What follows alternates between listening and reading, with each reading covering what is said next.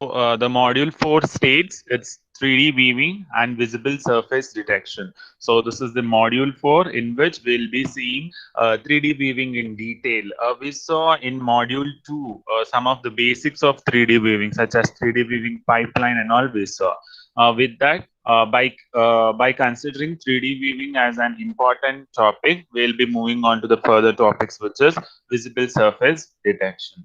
So we'll check out the contents of the module 4. So this is the basic content as well as outlines of the module 4. As your each module is being divided into parts, this module is also divided into two parts. One is 3D weaving as well as visible surface detection.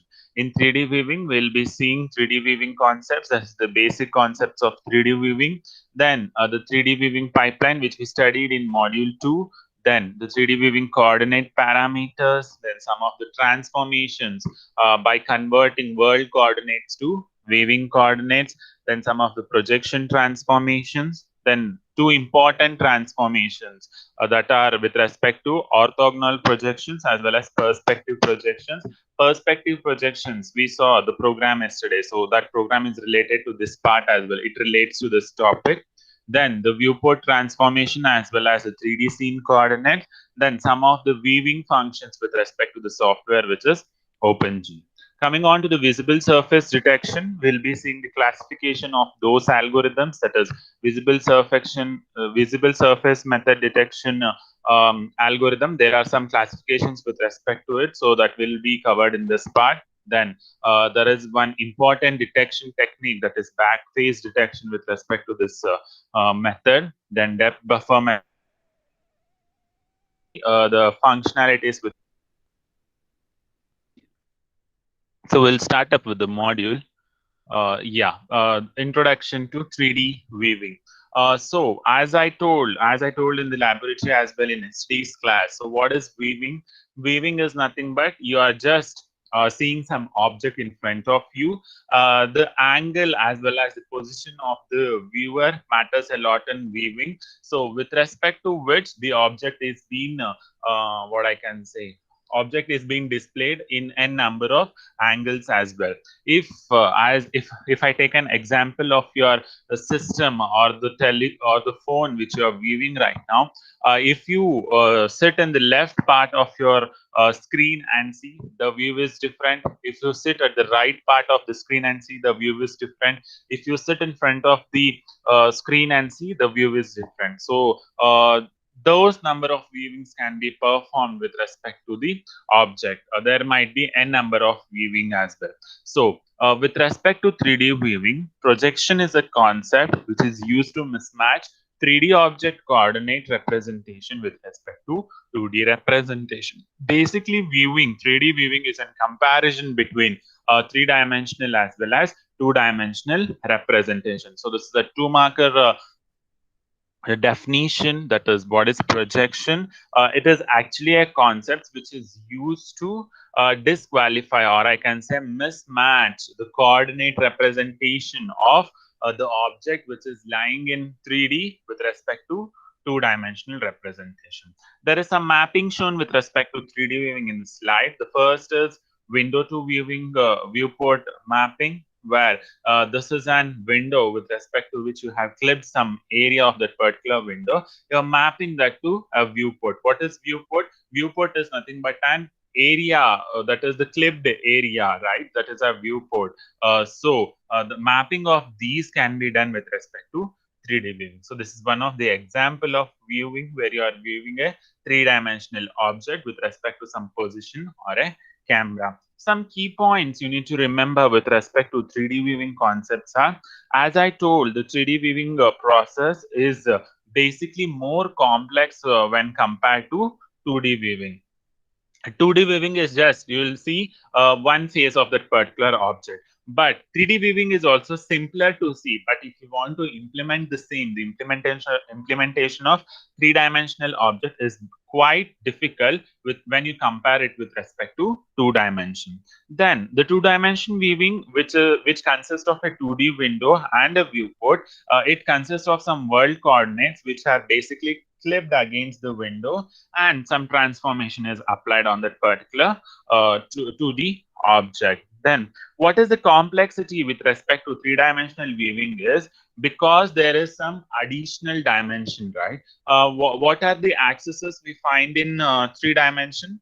Three axes, right? X axis, Y axis, as well as Z axis. But when you compare it with respect to two dimension, we have just two axes, that is X as well as Y. So this is one of the major complication with respect to 3D is that we'll be performing the operation in three different axes, with respect to which there is some objects in the three dimension which when you compare it with respect to 2D devices, it is bit complicated there. So this is one of the complexity, that is nothing but addition of different dimension with respect to the axes. Do remember the complexity of three dimension? I'm repeating it again.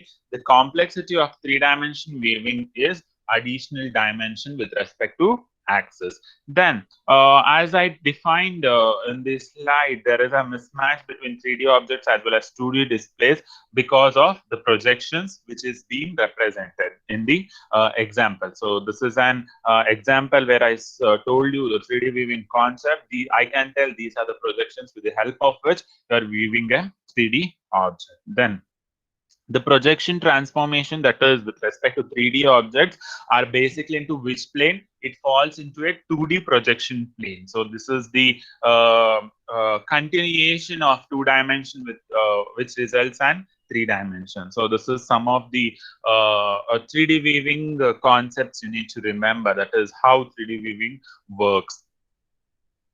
Then, as I told, check this is one of the best example of 3D viewing. 3D is just like taking a photograph. That is, if you for the first example, if I take your camera or a mobile phone, what you are doing? You are just taking a picture, right? The picture is a 3D object actually which you are taking from. So this is the example given here, where you have placed the camera here. This is an object or a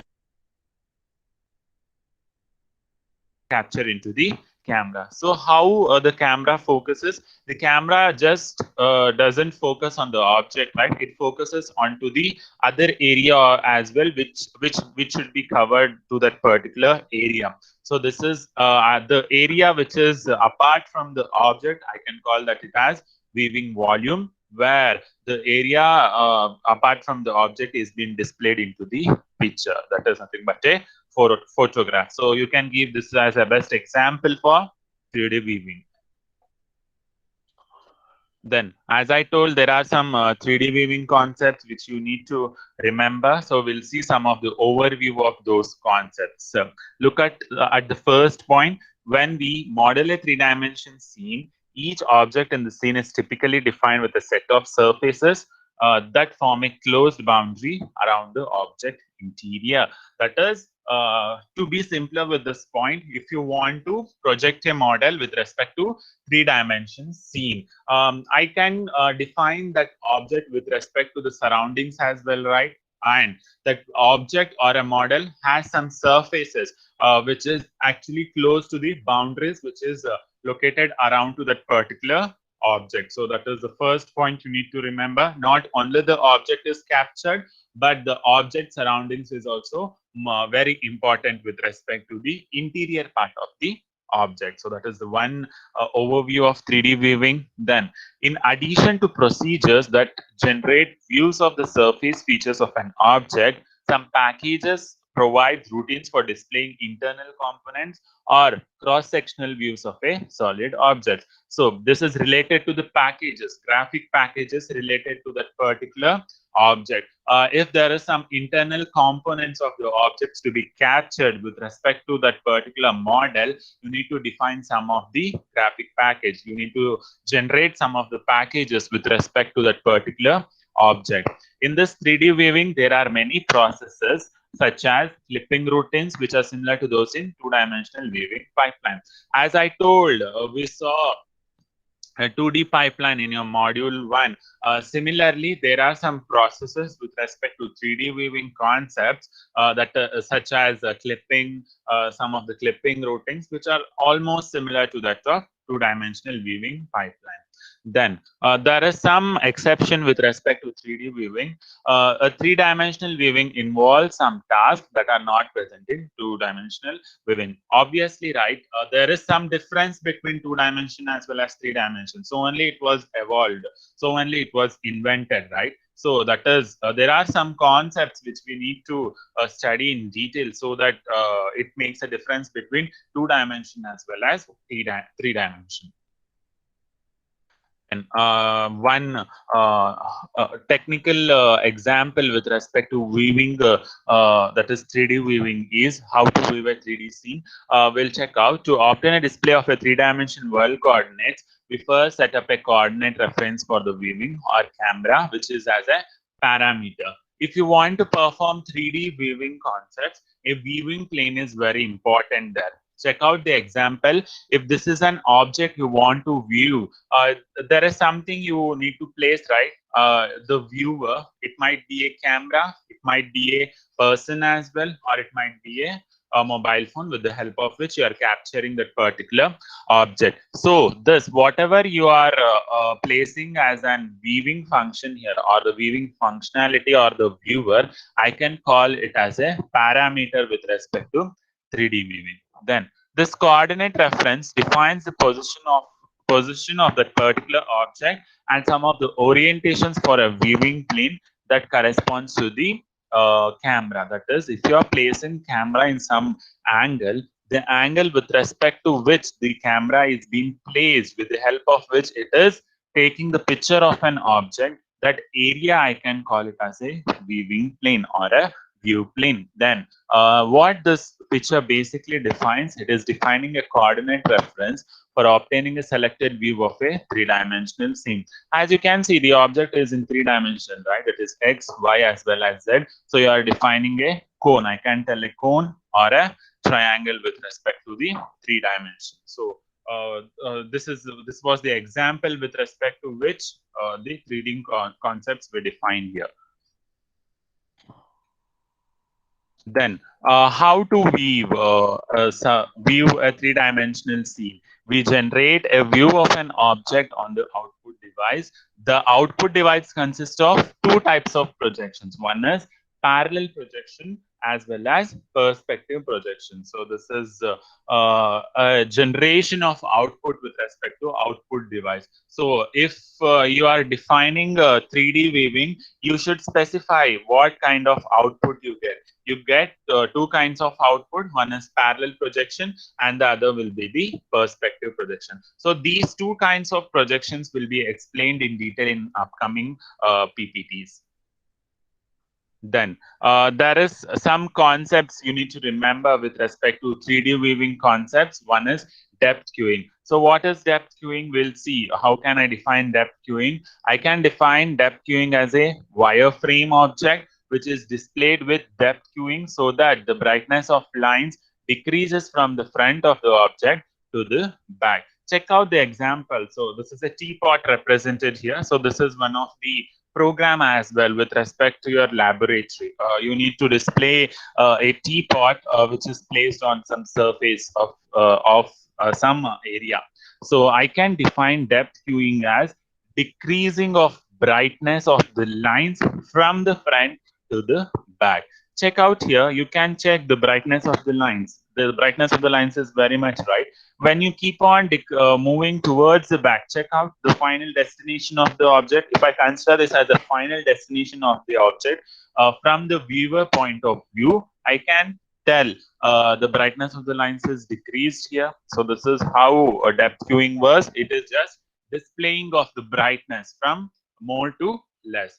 This is another example where from here there is brightness in the lines, but when it goes towards the back, the brightness is decreased. So this is a simple concept related to 3D viewing. Then how to identify visible lines with respect to surfaces as well as viewing point of view. We will be using some approaches so that we can identify some visible lines as well as surfaces so that the 3D viewing with respect to the objects will be clear to us. One approach, as I told, will be using approaches. The one approach is to simply use or highlight the visible lines or to display them in visible color. So if this is a 3D object you are defining, if you want to specify the lines which are behind the object, which are not actually seen with respect to two dimension, because you want to define it in the form of three dimension, you will just highlight that lines. I can tell I am highlighting this lines, right? I am putting a dotted line here so that it is highlighted. Or if I want to display this as the lines to be viewed as 3D viewing, I am highlighting with darker point here. So this is how you can do. One, you will highlight, or I will color those lines.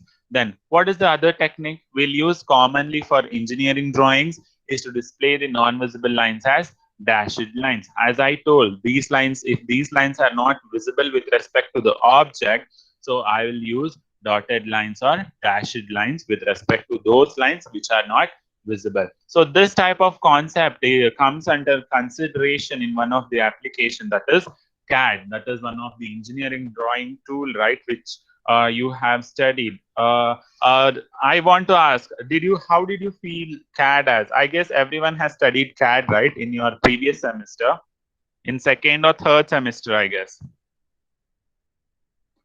In which semester did you all study CAD? First year, sir. First year. That is, I guess, in first or second semester. So, how did you feel CAD was?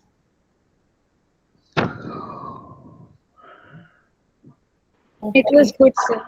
Yeah, it was good. If you want to perform those in real time, like you were doing almost in real time only, right? You were using some interface to draw the diagrams which were taught in your classes. Who took you CAD? Who taught you CAD? Sita Girish, sir. Yeah, okay, okay. It was actually an interesting subject. So that is one of the first application of computer graphics, where it uses huge number of computer graphics there. Almost everything, whatever is being implemented in CAD is all about computer graphics. So that is one of the best example for computer graphics, I can say. Then these are the two approaches with respect to find out the visible lines. And then the third approach mentioned is we could remove the non-visible lines from the display. That is, if you don't want to display these lines, you can just eliminate it. So one is highlighting or coloring the lines of the object to be visible, and then you will be using the format of some lines, that is dotted or dashed lines, to specify or display the non-visible lines. So these are some of the techniques used for identifying visible lines. Then we saw how to perform or how to display invisible lines with respect to some object. There is something called as surface rendering as well. So what is the surface rendering with respect to surface concepts of 3D viewing? You need to remember surface rendering comes under 3D viewing concepts itself. So what is surface rendering? We'll check out what is surface rendering. To be simpler, a surface rendering is nothing but it basically specifies or identifies what kind of surface is there below the object or around the object. It might be two cases also, below the object or around the object. You remember these two key notes, that is below the object as well as around the object. So in surface rendering, we set the lighting conditions by specifying the color and location of the light sources, and we can also set some background illumination effects with respect to the surface of the object. With the help of surface rendering technique, first it will find out the location of the light source. If you take an example of this image, there is a light source is somewhere hidden here, which is not displayed in the image. So with the help of surface rendering, first what it calculates is, it will calculate the area where the where the light is being placed, that is where the light source is being placed, is found first. After finding the light source, it will check out the effects of that particular light effect onto the object. If the light is incident on this particular object, you can find the same filament with respect to that particular object behind it. It will check out what are the effects might be given to that object on the projection of light source. So that is one part of surface rendering. Then there are some properties you need to remember with respect to surface rendering. Some properties include whether a surface is transparent or opaque. It will check out the property of surface rendering is, it will first check out the property of the surface, how it is. If it is a transparent surface where the object can be visible to it, or if there is something what I can say, the surface is opaque. Opaque in the sense it basically consists of some pattern on it. Okay, and if whether the surface is smooth or rough, this is one of the aspect you need to remember with respect to surface rendering or finding the surface of the object. First, after looking out if the surface is transparent or it consists of some part, you need to check out if the surface is hard or smooth. It basically affects the object as well, right? If you are just spinning the object, if you consider this as a ball and if you want to spin it, if you are putting the ball onto the surface, if the surface is hard, the ball won't spin towards you. It will just stop there. By bouncing, it will stop. But if the object is smooth, or the not object, sorry, if the surface is smooth, what happens? The ball spins to you or move far from you. So that is one of the property of surfaces as well. Then we set values for parameters to model surfaces such as glass, plastic, some patterns, and the bumpy area of an orange. That is nothing but we actually perform some calculations with respect to surface calculations. During that, we will pass some parameters if the surface is of this kind, that is glass, plastic, wood grain, patterns, and so on. So that is something, a small concept regarding surface rendering.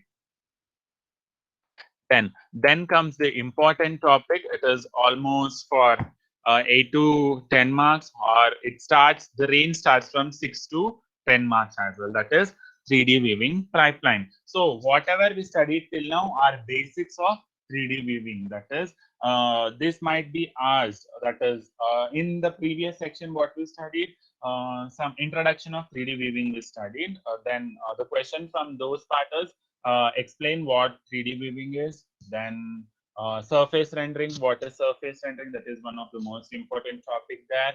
Then properties of surfaces, which we studied there. So those are some of the important questions with respect to the previous part. Then coming on to this part, that is 3D weaving pipeline. So this is one of the important topic. You need to concentrate very much here. What happens in 3D weaving pipeline? To define what 3D weaving pipeline is, it is just the flow how 3D weaving happens. Okay, so that is a simple definition of 3D weaving pipeline. So let's see what the 3D weaving pipeline tells.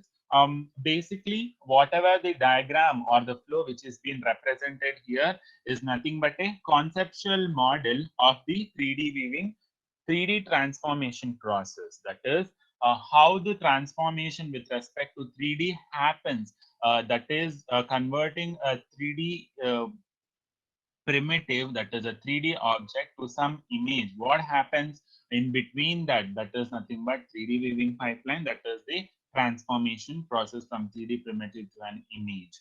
So in 3D weaving, basically, as I told, we will be specifying a view volume so that the world coordinates can be seen using some modeling transformations. That is, what happens in 3D weaving is basically specification of weaving is done with respect to the world coordinates so that we can use those world coordinates using some other transformations. So what are these world coordinate positions as well? There are some positions with respect to the world coordinates.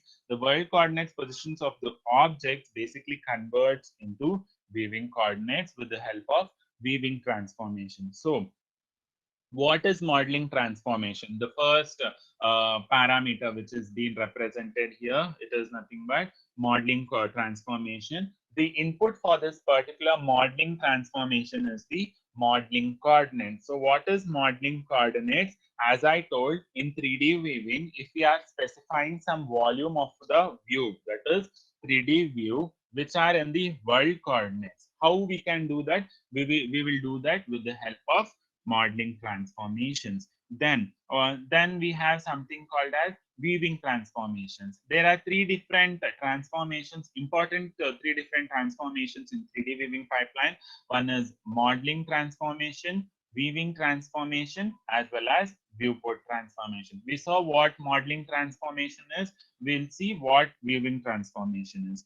Weaving transformation is the output of this modeling transformation is the world coordinates. With the help of world coordinates, the object are being converted into the weaving coordinates. That is nothing but with the help of weaving transformation, weaving coordinates are being seen with respect to that particular 3D weaving plane. Then we have something called as projection transformation, which is used to convert the 3D objects with respect to viewing coordinates to the 2D projection plane. That is, the projection plane which is being defined in the 2D is being set with the help of projection transformation. Then some clipping performance is done.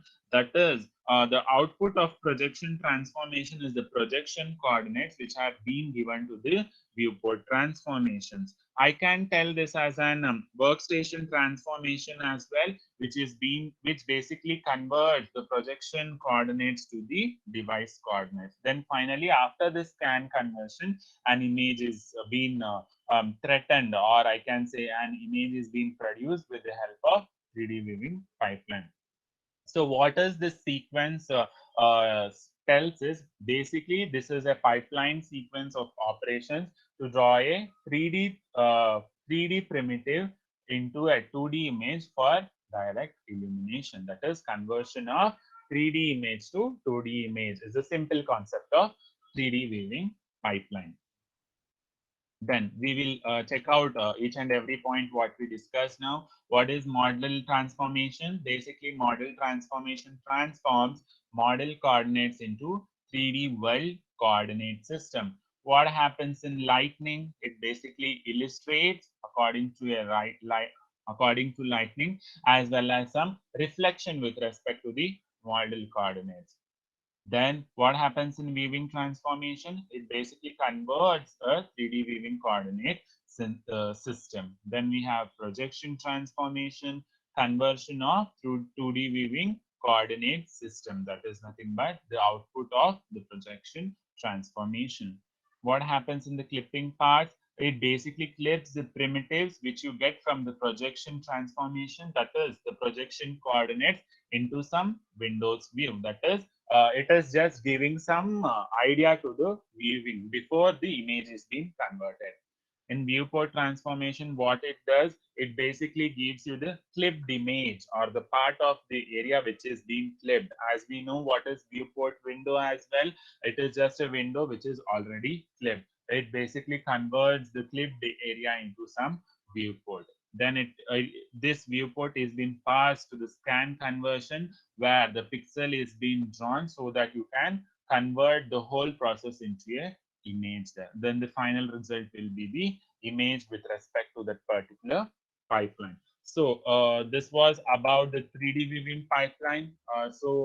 In any of the step, do check the steps which are being performed in 3D weaving pipeline. Check if you have any doubts regarding this. Any doubts regarding the 3D weaving pipeline? Yes, no. If you have any doubts No, regarding, sir. yeah, okay, regarding 3D weaving concepts as well as 3D weaving pipelines, do ask me. Okay. So what is the next concept regarding this is related to 3D weaving pipeline itself. This is just an example. With the help of example, I have created 3D weaving pipeline here. That is, I have taken an example of camera analog. This line tells with camera with a computer. This is another example. There are two examples how the object is being captured with respect to weaving. In the with the help of 3D weaving pipeline, with the help of camera analog, there is some camera plates with respect to which you have to capture the model. This camera works based on the lens. With respect to that particular lens, how the lens is being placed, the object is being captured here. So simultaneously, if you are using a computer, you can check out there is different view. You obviously you will get different views with respect to camera as well, but if you are taking an exception as a computer and performing this operation, which is similar to the camera, what happens basically positioning differs, right? You can move the camera wherever you want, but you can't move the computer, right? If it is a laptop, you can move. But if you're placing a camera with respect to a computer, the positioning is quite different here. Basically, check out the modeling of this is the viewing part. It has been mentioned here the modeling part where positioning of the models in that particular world coordinate is done, then how the projection happens, then finally the viewport of that particular window is being seen here. Check out with respect to camera how the performance is done. Choose the position of the camera which is actually pointing it at the scene, which is also called as viewing transformation. You are choosing some point of a camera, you are choosing some point with respect to a camera which is being located as a position there. Then you are arranging the scene to be photographed into a desired composition. That is nothing but you are representing the object with the help of which tells basically how the object should be captured. That is nothing but modeling transformation. Then you are choosing lens, that is how to zoom, how much part of the object should be zoomed, which is actually called as projection transformation. Finally, you will be calculating the viewport transformation. That is nothing but you are determining how large you want the final photograph to be. So if I take an example of the camera, this might be the object which is being captured here. So this is one of the simple example I have taken while comparing the camera as well as computer. If you're taking a photograph with respect to camera or with respect to some computers. Then we have 3D weaving coordinate parameters, which basically specifies what are some of the important parameters you need to remember with respect to the objects which we have defined or you are going to define. In 3D weaving coordinate parameters, you need to remember two important concepts here. One is view and the other one is weaving plane. So what is view? View is nothing but how you place the object and how you see the object. That is the view. Basically, we can view the object from the side. That is, this might be the side. I can tell this is the front side. This is the side view or back side view or the top view. One is from the side and the other will be from the top or even from the behind as well. So that are the parameters of viewing. Therefore, it is basically necessary to choose a particular view for a picture by first defining how the view plane should be performed. That is, in 3D weaving, with respect to the coordinate parameters, the weaving concept is very important. You need to first set what will be the view of the object. If I take this as bunch of what I can say, one example, or if I take this as a box which consists of some shelves, which is lie down. So if you want to check out the front view of the object, so this will be your front view. The side view will be this. The behind view will be almost similar to the front view, but it depends on the object.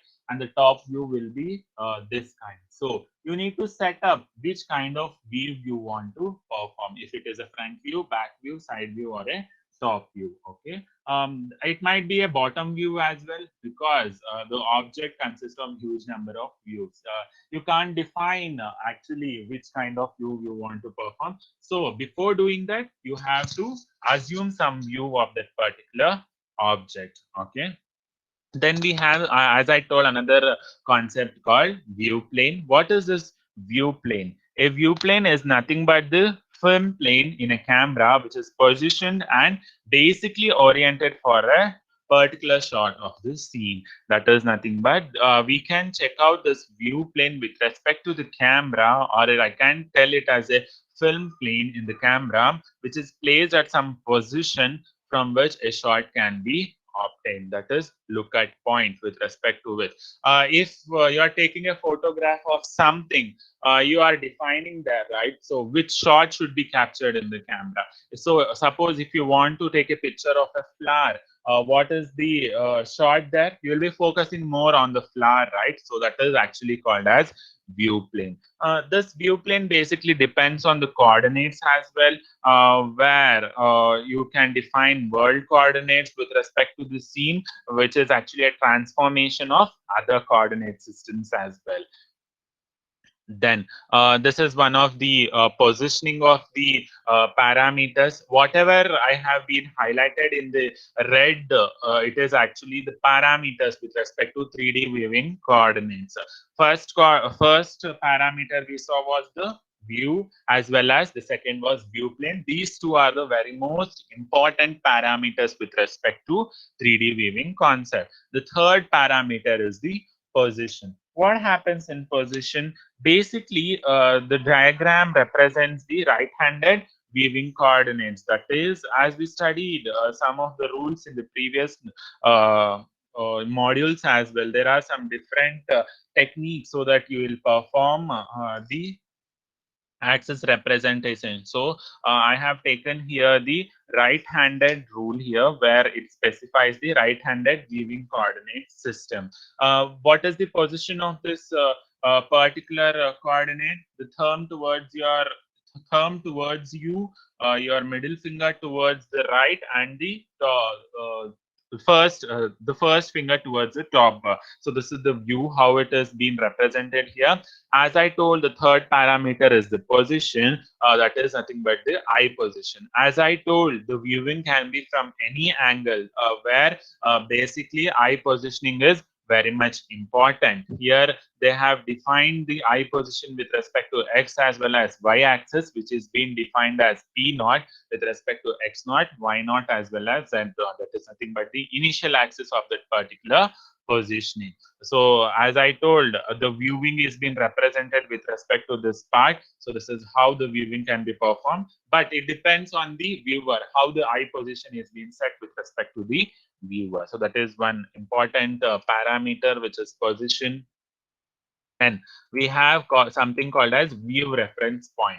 In view reference point, what happens in view reference point is it basically gives the next viewing coordinates with respect to some viewing planes. In first viewing coordinates, as we saw, we consider some view reference point. Check out in the diagram. As this we saw, this was a simple diagram we saw with respect to the previous slides. We can check out this as a view plane with respect to the object is being seen. This is the world coordinate frame, and this is the viewing coordinate frame with respect to the viewer. Similarly, we have something called as view reference frame, view reference point, which basically tells which plane to be selected. That is, select view plane so that we can get the shot of that particular scene. That is, it basically tells the positioning of the camera. That is, if you want this kind of image to be if you want this image to be captured, you should stand at this position. If you want the side of the object to be captured, you should sit at this position to capture that. If you want the back side or the other side of the object, you should place the camera in this side. So this view reference point tells the which kind of view you can get with respect to the different object, that is different part of the object. So that is view reference frame. Then we have something called as normal vector. Then we have view up vector as well as viewing distance with respect to the coordinate parameters. There are a huge number of parameters which we need to remember. So I would like to stop here till the view reference point. Okay, so what are the parameters with respect to 3D viewing coordinate? We saw one was the view, the other was the view plane, position, as well as view reference point. So these are the parameters we saw today. So in the next class, that is the tomorrow's class, we'll start up with the other parameters. So what and all did we study today? We started up with the module 4.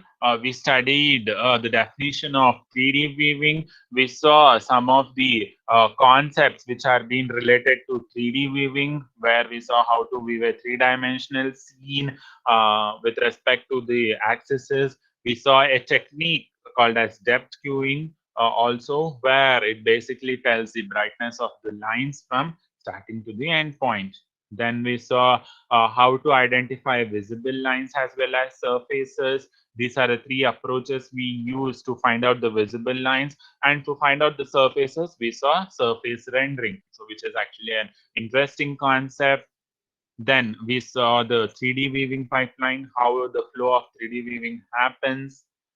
Then we saw in detail about 3D weaving pipeline. Then we shifted to the coordinates, that is 3D weaving coordinate parameters, where the parameters we studied today is view, view plane, position, as well as view reference